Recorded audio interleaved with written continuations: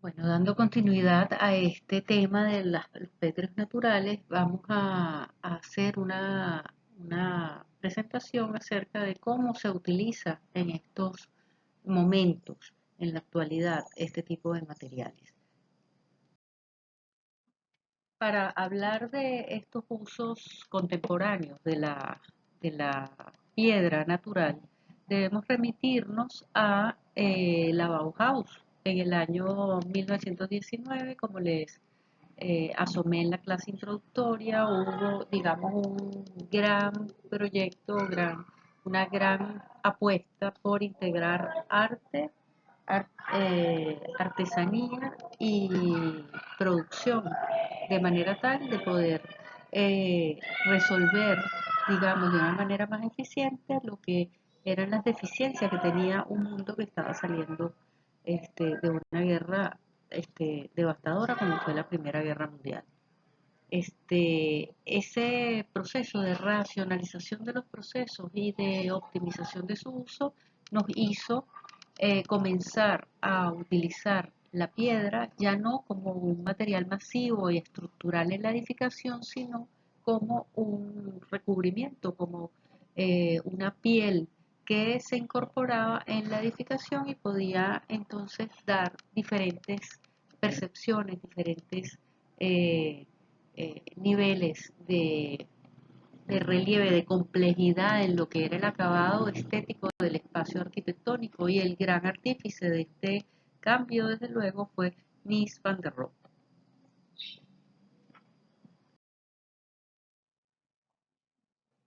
Mies van der Rohe había utilizado ya en un proyecto anterior de 1920 la Villa Tugendhat en la ciudad de Brno, en República Checa, obra que por cierto está incluida en la lista de Patrimonio Mundial. Había utilizado ya láminas de piedra natural incorporadas en su arquitectura, pero es en el pabellón de Barcelona donde verdaderamente vemos este uso ya de manera masivo. Fíjense los pisos realizados con mármol travertino, la fuente que tiene por otra parte cantos rodados, un pavimento realizado con cantos rodados, eh, eh, en la parte posterior, que también es un mármol verde veteado, que también nos cierra el perímetro del espacio de esta sala de reunión. Y por supuesto en un lugar protagónico, un elemento que forma parte como de la identidad de la obra de Mies van der Rohe, que es esas piedras de ónix que colocó en diferentes edificaciones a lo largo de su trayectoria como arquitecto. Ese conjunto, ese catálogo de piedras utilizadas de esta manera nos abrió, digamos, como una nueva perspectiva en la utilización del material. En, Existe, digamos, como una tendencia en estos momentos a la utilización de la piedra.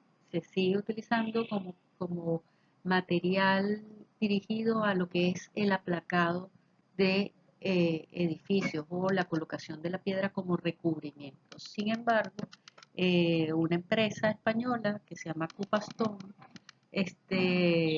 les dejo aquí el enlace de la página web de la empresa, publica un libro, un artículo en su blog sobre que titula Los arquitectos de la piedra, y en ese sentido habla de la obra de Kenzo Kuma de una manera muy sintética, arquitecto japonés contemporáneo, eh, y de Rafael Moneo, que son dos posturas de la arquitectura un poco diferentes, ¿no?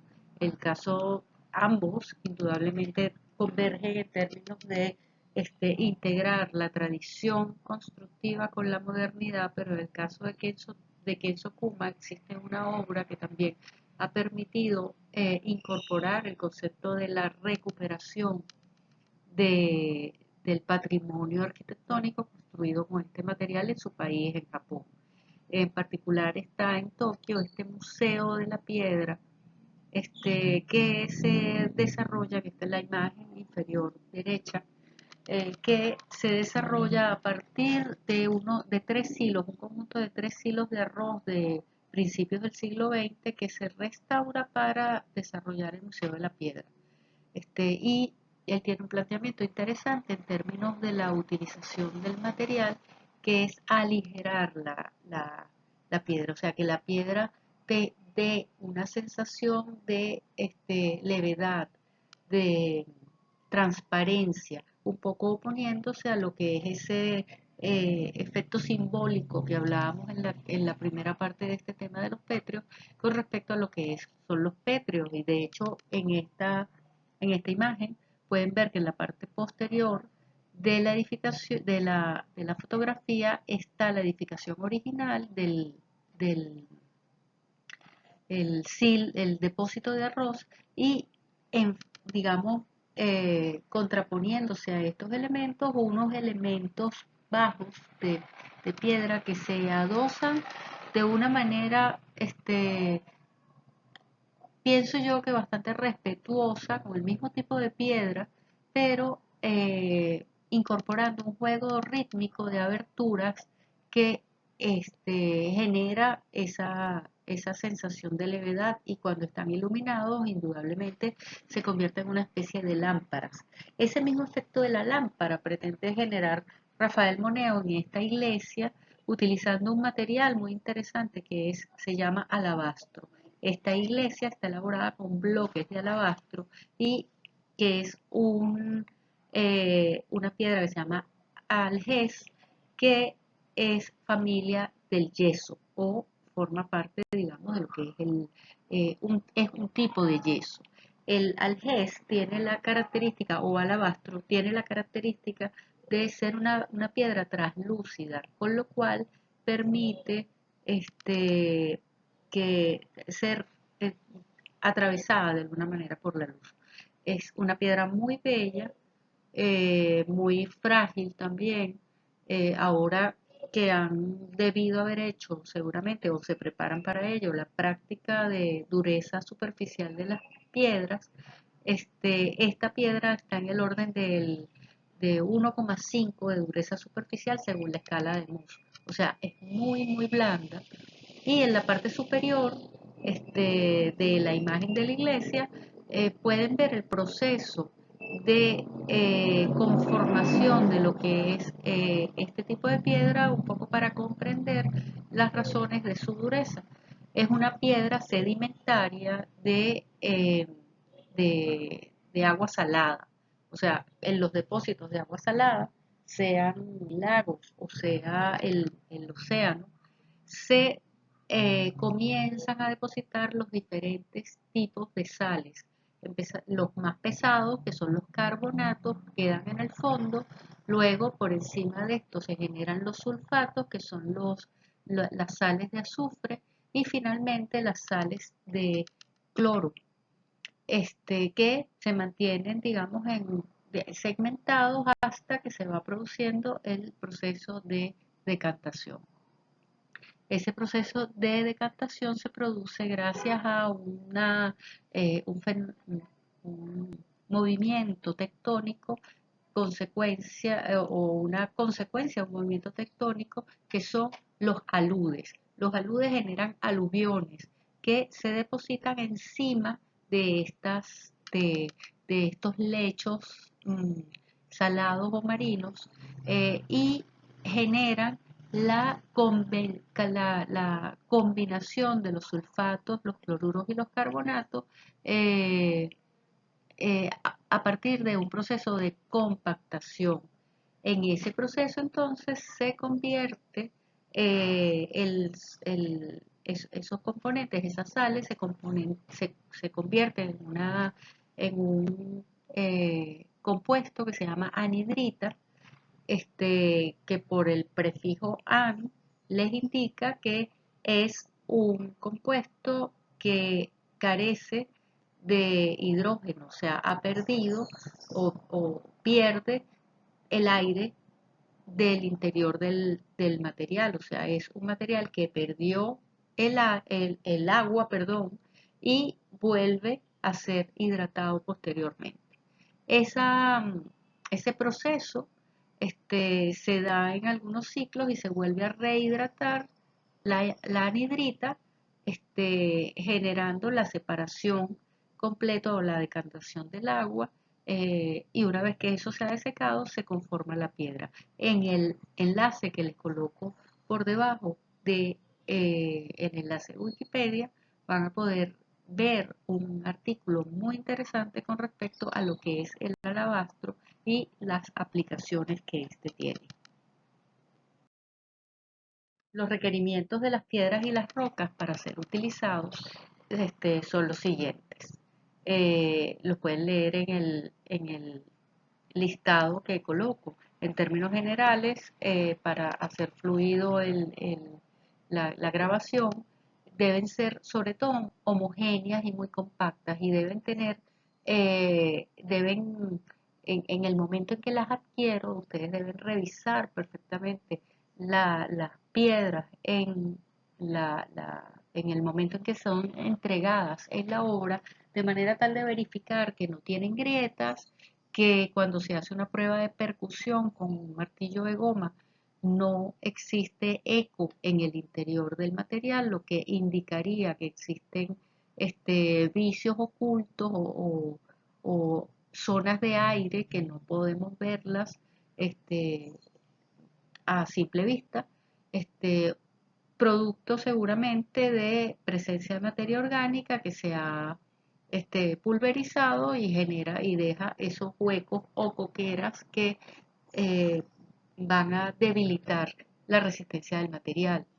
Existen también unos parámetros resistentes que se especifican para cada uno de los tipos de piedras en función de su origen. Si son ígneas, tienen un tipo de resistencia, si son sedimentarias o metamórficas, otro. Las piedras deben ser resistentes a los agentes ambientales y al fuego.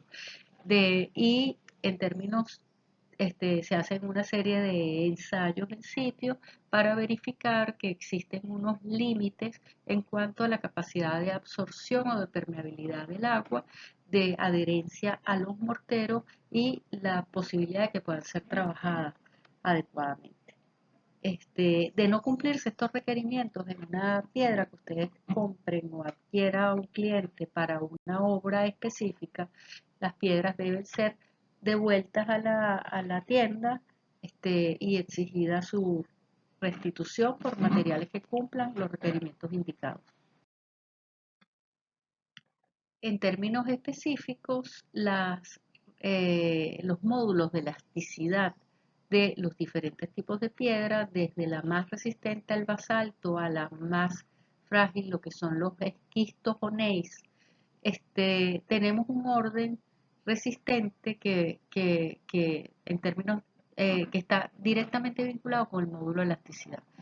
El basalto, es una piedra ígnea, se le conoce también como diamantes negros, tiene una resistencia elevadísima, un módulo de elasticidad elevadísimo, 800 kilos por centímetro cuadrado, y es una piedra tremendamente dura. ¿Qué es lo que quiere decir? Que mientras más alto es el módulo de elasticidad, creo que esto se lo referí justamente en la clase de las fibras, mientras más alto es el módulo de elasticidad, más frágil termina siendo la rotura, porque se trata de un material mucho más duro, mucho que tiene unas limitaciones importantes para poder responder de una manera más fluida a requerimientos, a requerimientos estructurales. Esto quiere decir que va a resistir una gran cantidad de carga encima de este material, pero en el momento que se llega a su capacidad resistente va a tener una rotura frágil, que es lo que se especifica en el gráfico de la izquierda. Quiere decir que resistencia mecánica y módulo de elasticidad están directamente imbricadas. Además, recuerden lo que yo les comentaba sobre la diferencia entre las estructuras cristalinas, sólidas cristalinas y las estructuras sólidas amorfas. Las estructuras sólidas cristalinas tienen son más duras, pero no siempre son más resistentes. Eso es justamente el principio que se está aplicando en este principio. Quiere decir que en el caso de las piedras no podemos hablar de plasticidad, lo cual sí vamos a hablar en términos de las arcillas, ni de ductilidad. Estos son atributos que tienen materiales como la arcilla y los metales.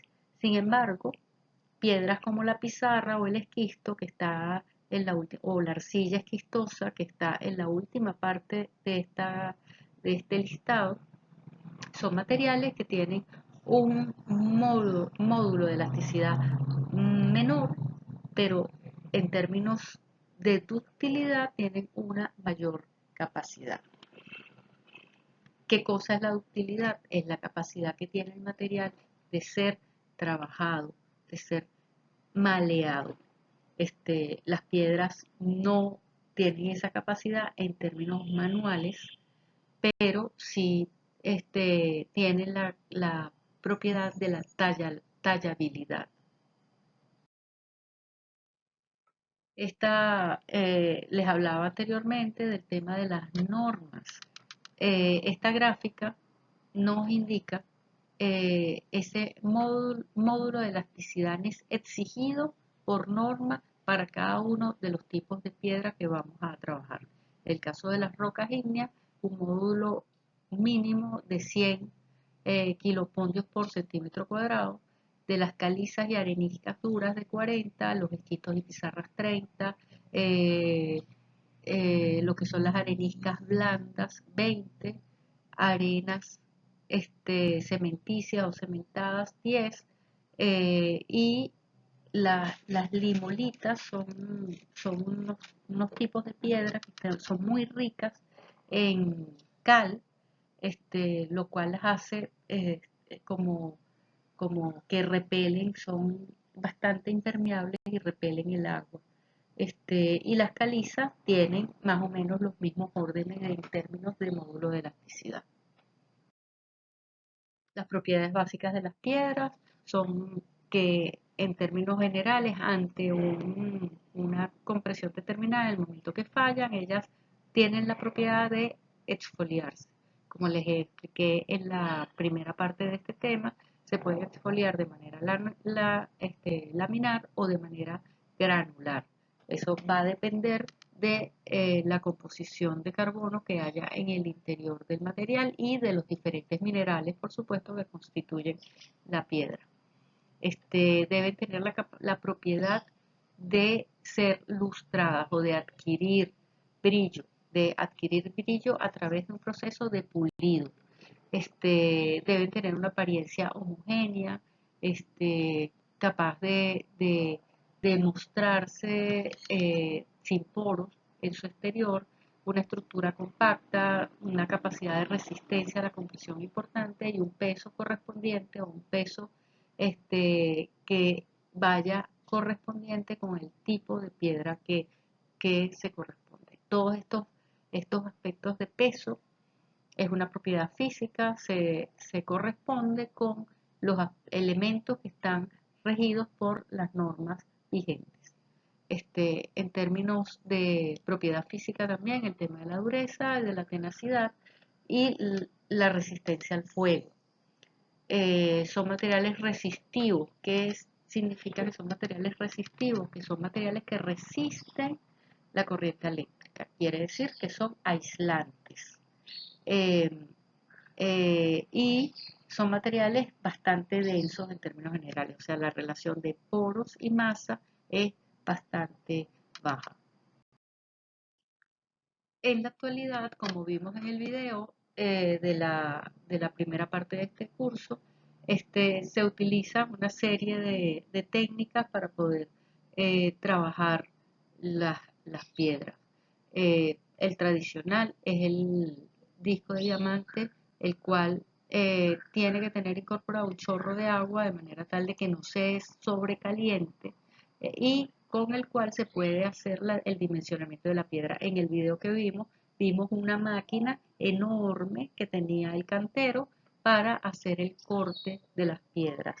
Recuérdense que él hacía una mención, que es que cuando se trabaja con restauración de piedra, en la actualidad no se justifica hacer el trabajo que realizaban los canteros tradicionales desde el principio, o sea, haciendo estos dimensionamientos de la pieza a mano con herramientas manuales, no se justificaría en términos de costo. Entonces se ayudan, los restauradores de piedra actual se ayudan con máquinas, con técnicas contemporáneas con las cuales hacer los dimensionados de las piezas y posteriormente, ya una vez dimensionado en la forma que se quiere, se procede a hacer el tallado de manera tradicional para darle el acabado que necesite la edificación.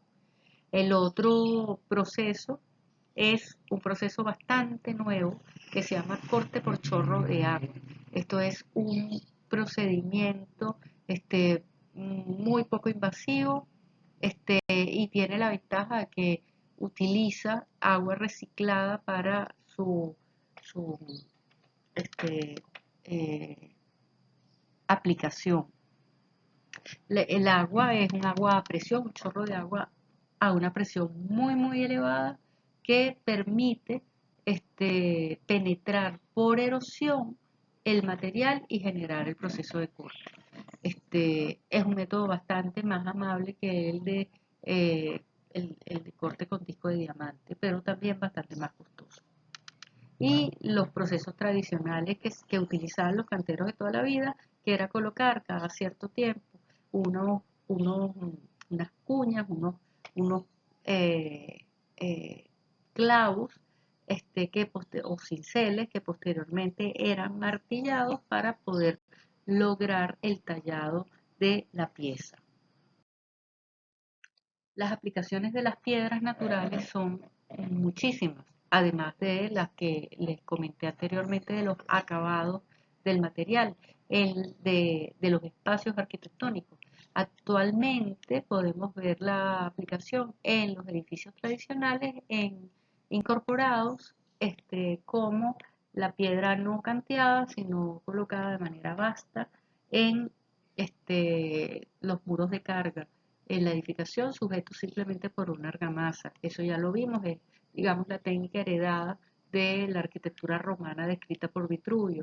Se utiliza en pavimentos, se utiliza también en acabados de techo, en este tipo de tejas realizadas con pizarra característicamente, que es un material bastante impermeable y fácil de trabajar. Y también un poco asimilando técnicas como los muros de gaviones, hay formas creativas de apilar las piedras en la arquitectura tradicional de manera tal de aprovechar materiales reciclados e incorporarlos en la edificación, como sucede aquí en estos muros bastante eh, atractivos, si se quiere, con esta definición de diseño e iluminación que permite aprovechar cantos rodados o piedras recicladas de una edificación. Bueno, ahora vamos a conversar acerca de otros usos y aplicaciones que se le dan a los petros naturales en la actualidad. Uno de ellos tiene que ver con la arena. La arena es un elemento importantísimo en la construcción arquitectónica. Primeramente tenemos básicamente dos posibilidades de obtener arena. Uno es en canteras y se produce arena muerta de mina que no tiene, digamos que proviene de la pulverización de los diferentes minerales que existen en, la, en las capas tectónicas. Es una arena que fundamentalmente cálcica, que se mezcla muy bien con los conglomerantes y mejora la trabajabilidad de los morteros. Nosotros conocemos, digamos comercialmente, este tipo de arena se llama arena amarilla en las ferreterías en Venezuela. Y se puede producir también en ríos. Y ahí obtenemos lo que se llama arena lavada. Esto es, desde luego, una visión un poco reduccionista porque luego de cada una de estas existen diferentes tipos y combinaciones. Pero lo que es verdaderamente importante es, uno, eh, la estructura de la arena es fundamentalmente una estructura cristalina porque el elemento predominante es la sílice. Y recuerden que les comentaba que la estructura cristalina otorga una gran resistencia, una gran dureza, perdón, a los materiales. En el caso de la arena, al ser muy chiquitica, vamos a tener normalmente granos que van entre 0,65 milímetros y 2 milímetros. Por debajo de 0,65 estamos hablando de polvo que no tiene, digamos, un valor muy significativo en lo que es la elaboración de morteros, y por encima de 2 milímetros estamos hablando ya de piedra picada o de gravillas o grava. Eh, si ven la imagen de la derecha, es una vista en microscopio electrónico 20 veces más grande que lo que es la muestra.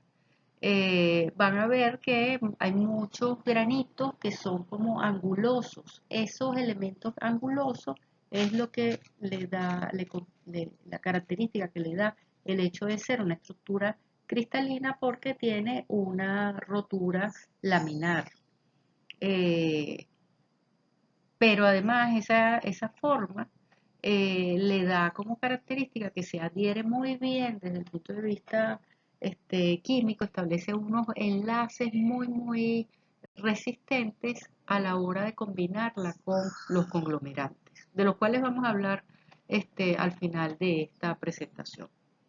Eh, Otro de los aspectos que me resta comentar específicamente en el tema de la arena es la cantidad o la explotación que existe en la actualidad.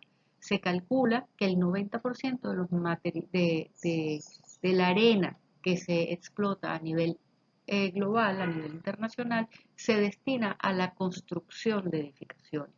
Ese dato es un elemento significativo porque, bueno, indica un poco la necesidad de reducir este uso porque, bueno, las consecuencias ambientales que estamos teniendo por la extracción de arena natural es enorme. Y se han venido haciendo, sin embargo, en muchos países del mundo existe, en los países más desarrollados, existe ya una tendencia absolutamente consolidada de utilizar arenas y piedras provenientes de obras de demolición, lo cual indudablemente reduce al menos a la mitad lo que es la actividad extractiva de este tipo de materiales.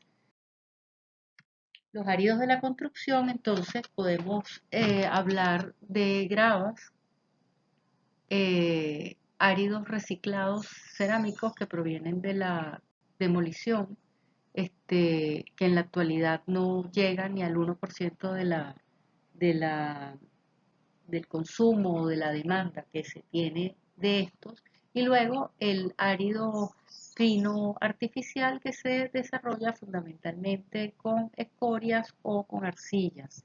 Este, Luego, entre los áridos naturales que utilizamos en la construcción contemporánea tenemos granitos, eh, eh, calizas, basaltos, arenas, gravas, conglomerados, etcétera. Todo este tipo de materiales pueden estar en la actualidad utilizándose no tengo los porcentajes a mano, pero pueden estarse utilizando en un alto porcentaje en dos funciones esenciales.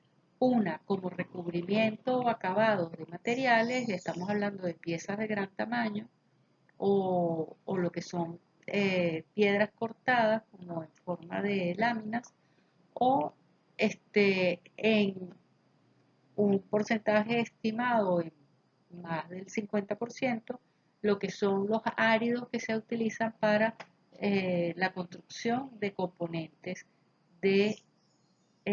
para materiales de construcción. Perdón. Estos son los tipos de áridos que se utilizan más en los materiales. Tenemos las arenas, las gravas o gravillas, que también se les denominan garbancillos, las mezclas de áridos, capas, diferentes tipos de capas granulares que se utilizan para colocarlos como bases de fundaciones o aislamientos de edificaciones, y cualquier otro tipo de piedra picada que se utilice. Vale la pena un poco tener una referencia con respecto a este tipo de materiales.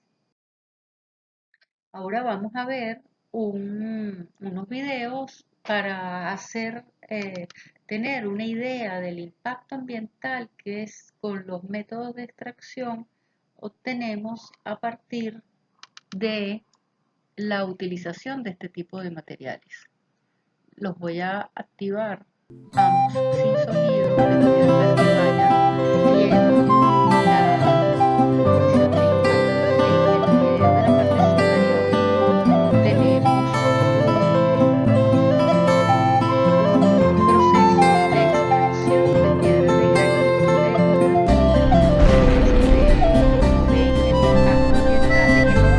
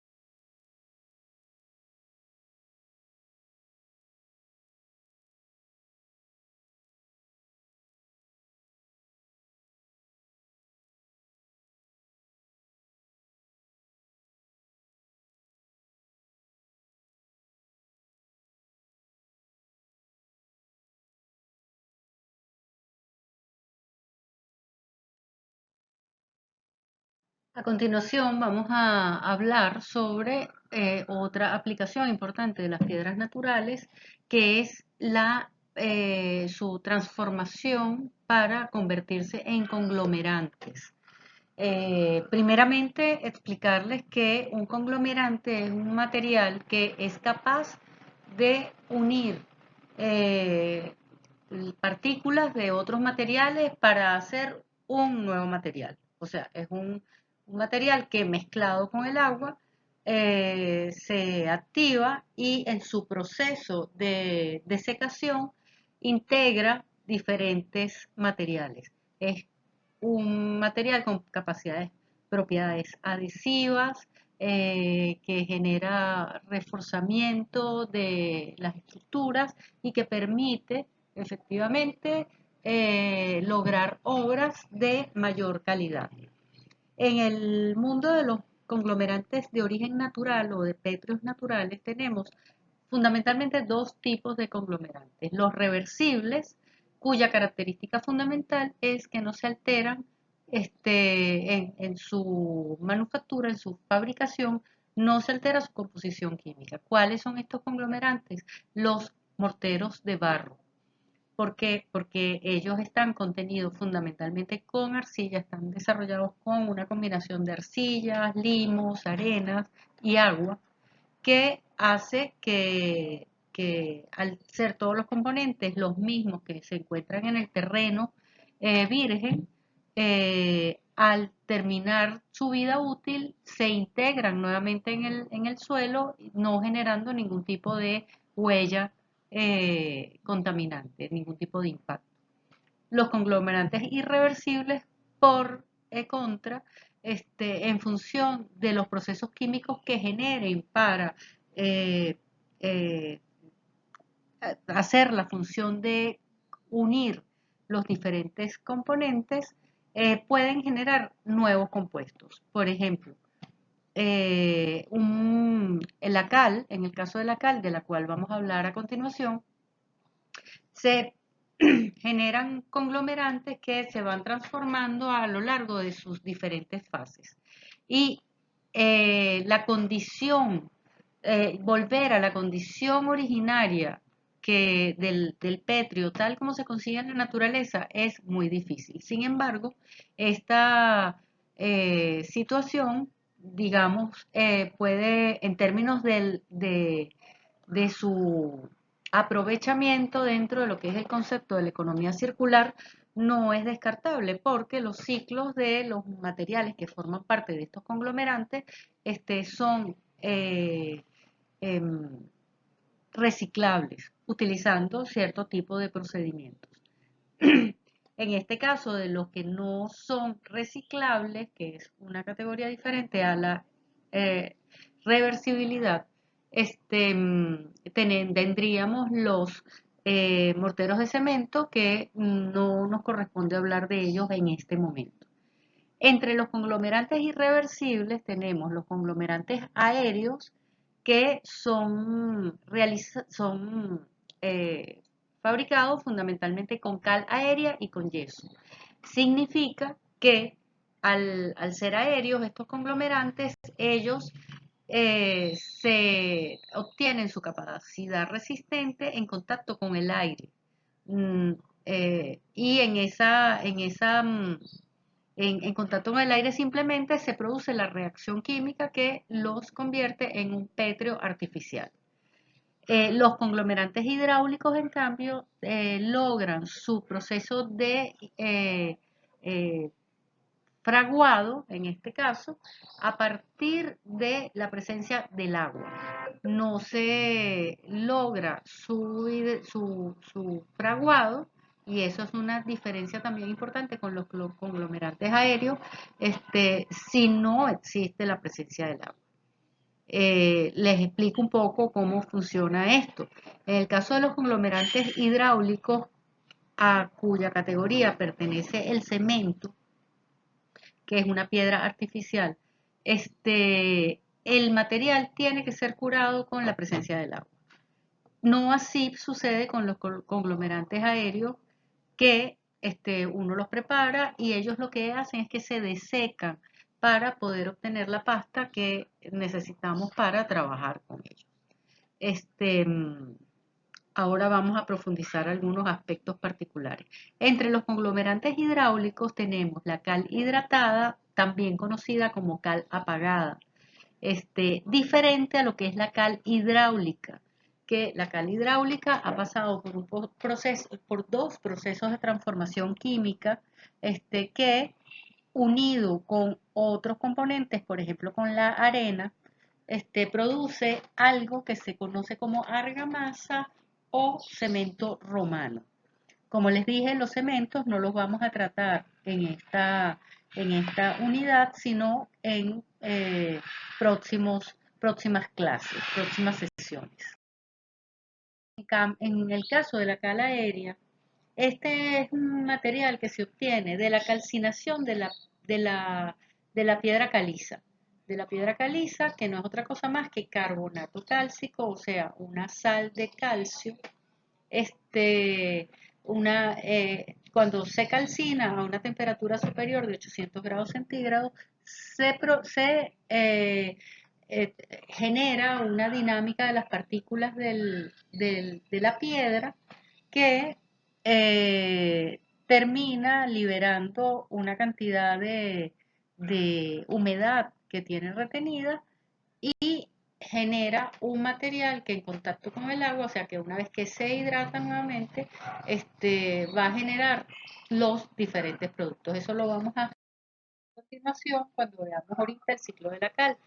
Si antes de entrar en el ciclo de la cal les voy a hacer esta gráfica es importante para explicarle las diferencias y semejanzas entre la cal aérea y la cal hidráulica. Por una parte, la cal aérea es una caliza, una piedra caliza mucho más pura, que tiene muchas menos impurezas de lo que contiene la cal hidráulica.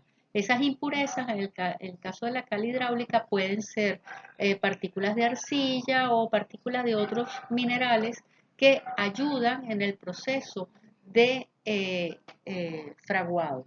Incluso entre esas partículas se pueden agregar componentes hidráulicos tales como las cenizas, lo que se llaman las cenizas volantes, que no es otra cosa más que las cenizas volcánicas en origen natural o las cenizas provenientes de los procesos de clinkerización o de fabricación de diferentes tipos de transformación de diferentes tipos de materiales, por ejemplo de los metales, que se pueden utilizar como material molido integrado con esa piedra caliza de manera tal de generar este material. En ese sentido, indudablemente es mucho más económica la cal hidráulica que la cal aérea y en términos de contraprestaciones desde el punto de vista resistente, va a ser también mucho más eficiente. Ambos materiales tienen resistencia a la compresión, son impermeables, tienen rotura frágil y tienen un tiempo de endurecimiento. Sin embargo, es más eficiente, repito, lo que es la cal hidráulica que en términos de sus propiedades que lo que es la cal aérea. Lo que predomina en esta explicación que yo les estoy diciendo es este ciclo que permite o da cuenta de cómo es este proceso de transformación, que se puede dar perfectamente en la naturaleza. Este es un ciclo que de manera natural se puede producir en la naturaleza. Recuerden en la primera parte de los espectros naturales que les hablaba de ese fenómeno que se observa en el sur de Rumanía, que se conoce como las piedras vivas, que no es otra cosa más que unas piedras muy ricas en carbonato de calcio que se activan porque esa sal en contacto con diferentes componentes que tiene y cuando se humedecen las piedras, entonces se activan las sales y se genera más o menos este mismo proceso que les voy a explicar a continuación. En ese primer paso del carbonato de calcio a lo que es el óxido de cal o cal viva, o lo que es la cal hidratada, se produce el desprendimiento del dióxido de carbono. Ese desprendimiento se produce porque la piedra de carbonato cálcico, la calcita, se somete a un proceso de calcinación. Ese proceso de calcinación genera la piedra viva que cuando se le agrega agua directa a esa piedra viva se produce un proceso de apagado. En ese proceso de apagado se produce la cal aérea. Y esa cal aérea, cuando se mezcla con agua, arena y cualquier otro tipo de aditivo que sea necesaria, se produce la argamasa. La argamasa fue un desarrollo, una innovación tecnológica aportada por los romanos para la fabricación de sus edificaciones. Era un recurso muy interesante porque permitía desarrollar edificaciones con mucha rapidez, lo cual en la expansión del Imperio Romano era una estrategia fundamental. Lo que es la argamasa como tal es un proceso descubierto a partir o sistematizado desde el punto de vista tecnológico a partir de su descubrimiento justamente gracias a o debido, mejor dicho, a lo que eran las erupciones volcánicas en el sur de Italia. En esas erupciones, que eran como muy frecuentes en esos tiempos, se producían esas cenizas y ellos se dieron cuenta que cuando se combinaban con las bateas donde se hacía el apagado de la cal, se producía un material muy impermeable y muy resistente. El proceso de secamiento de la argamasa fresca se produce cuando se evapora el agua contenida en la masa fresca, en la masa pastosa, y en ese proceso de deshidratación, en tanto se libera agua o agua en forma de vapor de agua, se va captando moléculas de dióxido de carbono para producir nuevamente lo que es la piedra de calcita. Este proceso es el proceso que vamos a conocer como el ciclo de la cal, que es una piedra angular en lo que es el desarrollo tecnológico posterior de la construcción con cemento. En este enlace abajo podrán encontrar información extendida sobre estas explicaciones que les estoy dando. Respecto a los tipos de cal natural que vamos a tener, ya hemos visto cómo la caliza natural, la piedra caliza, se cocina a una temperatura de 800 grados centígrados para obtener la cal viva, que es una cal que además tiene unas propiedades eh, eh, bactericidas. Es un tipo de cal que tiene la propiedad de ser muy corrosivo en términos de secar cualquier partícula de animal o vegetal, en definitiva cualquier objeto que tenga agua en su interior. O sea, en este paso, ese material no debe ser tocado directamente porque produce quemaduras. Para poder apagar la cal, se le agrega a esta cal una gran cantidad de agua y eso es lo que contribuye al proceso de hacer la cal aérea.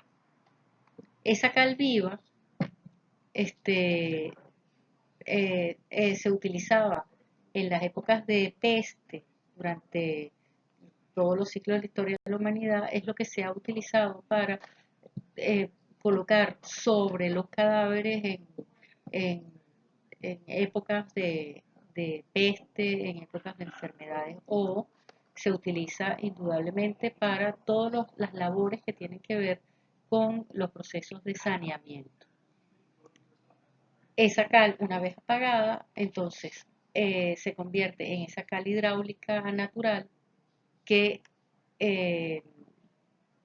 tiene necesariamente una presencia de sílice importante para poder desarrollar su capacidad resistente.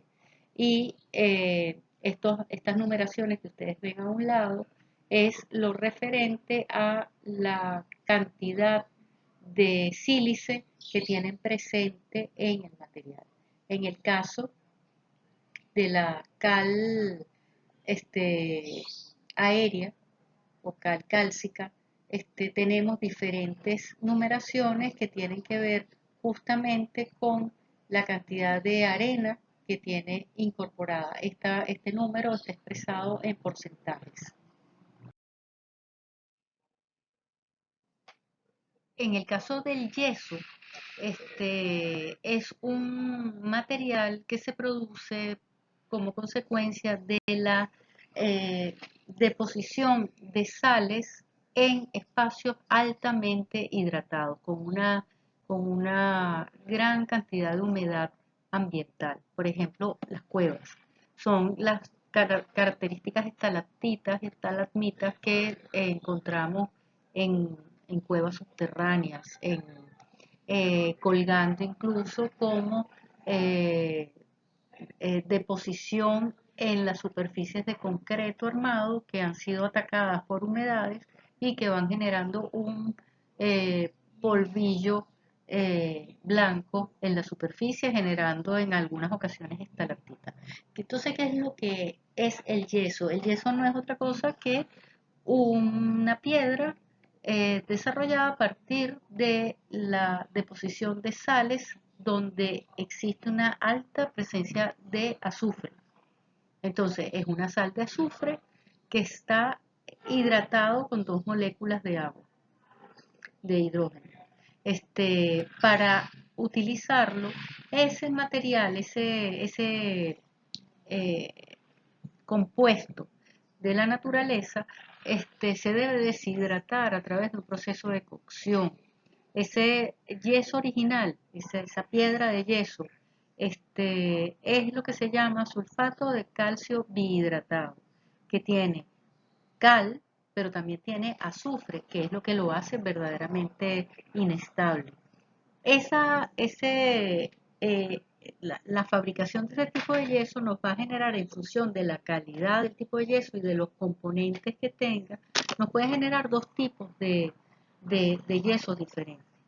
Eh, por una parte, nos produce un yeso muy fino que se llama yeso de París y es un yeso que se utiliza fundamentalmente para esculpir, para hacer escultura, para hacer pastas, para el curado de lienzos, pero que también se puede utilizar para usos terapéuticos, por ejemplo, la fabricación de yesos en traumatología o yesos dentales para la fabricación de moldes de moldes dentales, etc.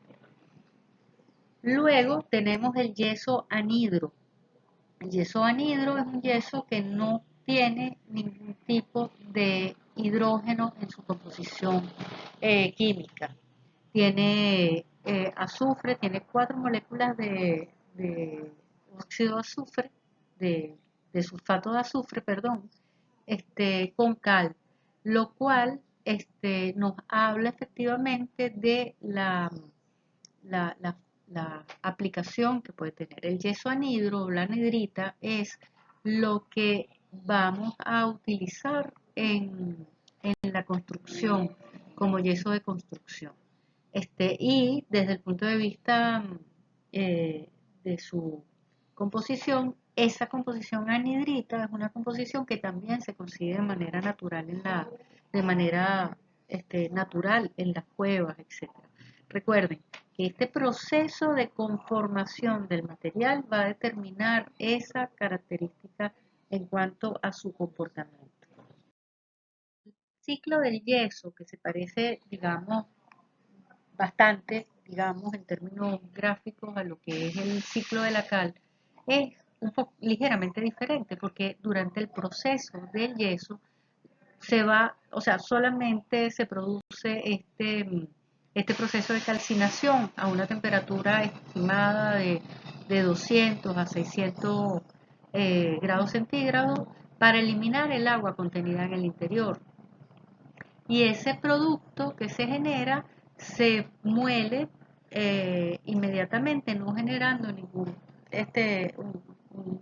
como pasa en el yeso, con la cal, que si se genera un producto que tiene que ser procesado 2 veces para poder ser utilizado para efectos constructivos. Aquí no, aquí el resultante es un, un producto, un polvo que puede absorber agua directamente para poder utilizarlo en obra. Una de las cosas interesantes del yeso es que el yeso es capaz de absorber el agua del medio ambiente y al absorber el agua vuelve a ser inestable, como su forma de constitución originaria. Se utiliza fundamentalmente para desarrollar enlucido, que es un frisón muy fino que se aplica como acabado final en obras de yesería. La yesería además es un tipo de elemento decorativo que, que se desarrolló durante la Edad Media, bueno, desde el mundo antiguo hasta la Edad Media. Este, y hay también otro aspecto que caracteriza a esta forma de trabajar el yeso, que es que no necesita ningún tipo de, de áridos para poder ser una masa trabajable. O sea, él es una masa trabajable, muy moldeable, con muy baja resistencia mecánica y además, como les digo, como es tan ávido del agua, eso digamos, lo hace como dificultoso en términos de su conservación y en términos de su, de su implementación en la obra. Él se deseca muy rápidamente y es la razón por la que se le utiliza como catalizador del fraguado en el caso de la fabricación de los cementos. Al secarse este material vuelve a su forma original y en los últimos tiempos se han podido desarrollar tecnologías que permiten el reciclaje de los componentes de yeso por infinita cantidad de veces sin perder su característica resistente. O sea, como ven, es un material versátil que es muy útil, pero su aplicación es fundamentalmente para acabados y como aditivo para acelerar el fraguado de otros materiales. Como les hablaba anteriormente, en el caso de la arquitectura relevante con este tipo de material, tenemos que en los exteriores se utilizan materiales resistentes al agua, que sean bastante impermeables, en estos casos los morteros de cal. Y en el caso de los espacios interiores mucho más guarnecidos, más protegidos, tenemos en el caso de la derecha el, uno de los espacios interiores de la Alhambra, que, bueno, las dos fotos son de la Alhambra, este, que son las yeserías de las que le hablaba anteriormente. Como es un material que se seca tan rápidamente, la forma de trabajar estas yeserías es colocar una plantilla con un dibujo determinado a una superficie que esté lisa y dibujar sobre esa superficie ya desecada y tallar con instrumentos como gubias y lijas que permiten ir haciendo estos decorados fantásticos.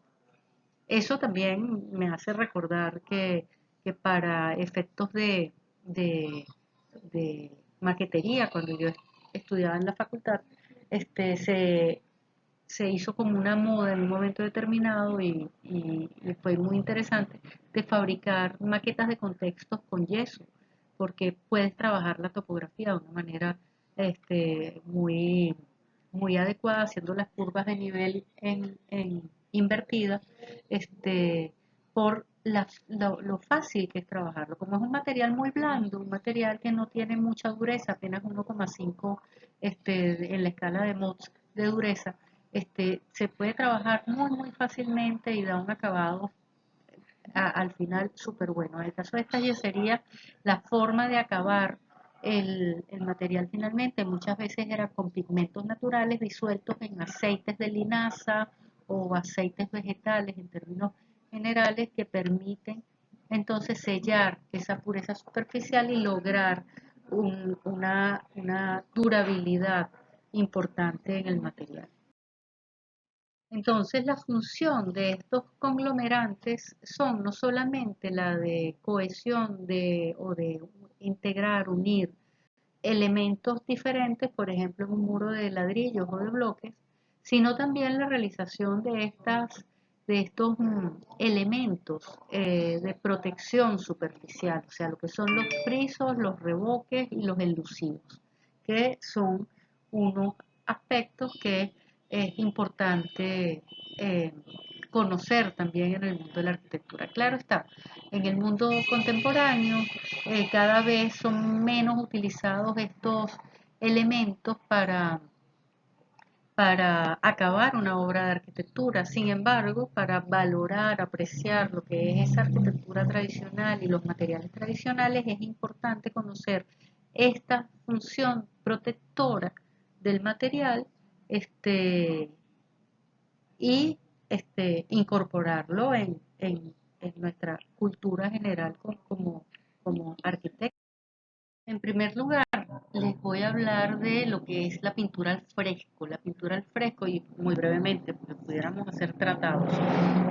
Pero la pintura al fresco es una técnica interesante de protección de los muros. Es una capa muy fina que se aplica sobre un muro, digamos como continuidad de la argamasa que se colocaba en los muros para la adhesión de las piedras o de los mampuestos que conformaban estos elementos. Ese, esa, Fíjense que aquí la foto es una cúpula y la cúpula tiene un acabado primero que es, digamos, el yeso que se coloca, pero luego por encima de ese yeso se colocaba una capa de cal fresca en la cual se aplicaban con una llana de albañil muy rápidamente, con llanas de diferentes tamaños, muy rápidamente los pigmentos para poder hacer la integración química del pigmento con la cal en el momento de cuando se terminara de desecar el material. Por eso se llama un fresco, porque en la medida en que se aplicaban todos los materiales, esto es una de las cosas por las que este es un tipo de técnica que se desarrolla sobre la base de la cal, porque la cal tiene un fraguado mucho más lento de lo que es el yeso, que es un desecado muy rápido. Sin embargo, la cal que se utiliza para esto tiene que ser una cal muy fina y el material de cohesión que se incorpora es polvo de mármol, lo cual también le confiere unas características muy resistentes, incluso unos brillos muy particulares que lo hacen mucho más atractivo. Vamos a hablar del estuco bruñido al fuego, que puede ser hecho o bien con yeso, o bien con cal, o bien con una combinación de ambos, porque el estuco bruñido se realiza también muy rápidamente, pero eh, lo que va a generar la impermeabilización, o sea, el sellado completo de la porosidad superficial de este tipo de materiales justamente es que la llana con la que se aplica el material de acabado, que usualmente es un aceite de coco, está muy diluido y se coloca y con la misma llana caliente se va incorporando sobre el material de tal manera que ese cambio de temperatura hace que penetre profundamente ese material impermeabilizante. Estas son técnicas además que se han venido poniendo muy de moda en los últimos tiempos, e incluso las grandes marcas de pinturas han desarrollado este tipo de productos ya en dos o tres fases, de manera tal de poder hacerlo de una manera mucho más sencilla que lo que son los procesos artesanales. Luego están los esgrafiados, que como les decía anteriormente, son elementos decorativos que se aplicaban bien con cemento, con yeso o con cal, incorporando una plantilla que posteriormente se dibujaba y se iba tallando encima de esa, como una especie de fresado que se iba desarrollando, pero un fresado, digamos, manual. Son elementos interesantes, eh, que muy bellos, además muy valiosos, porque indudablemente en la época en la que se desarrollaban, todo eran trabajos absolutamente manuales. Hoy en día, como les decía en la diapositiva anterior, se han venido desarrollando componentes de dos capas o materiales de pinturas de dos capas que permiten desarrollar estos elementos decorativos muy rápidamente con motivos más contemporáneos, pero bueno, en este momento de arquitecturas de pieles y decoraciones que estamos viviendo como resurgir, pues son técnicas interesantes de conocer. Bueno, hasta la próxima clase, muchachos.